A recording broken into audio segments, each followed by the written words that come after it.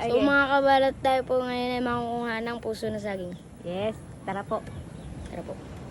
Let's go. Let's go. Ang amin pong kukunin ay yun na. Yun, malaking kapupuso na saging.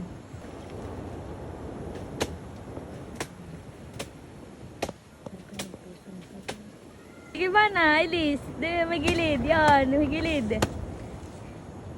Ba na lang padahan-dahan eh. Diba? Oh! Tapos sa may halak. Kinukuha na po ng kapatid ko yung malaking puso ng saging. Diyan ka lahat eh.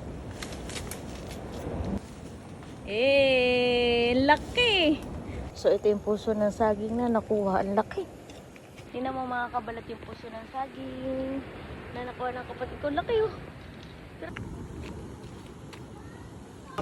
So ito po ay tatanggalan na ng obo. Tatanggalan na po. Tingnan mo mami, ano hindi yan dadali mo lahat yan. Oh. Alam mo malaki lang yan, ganay.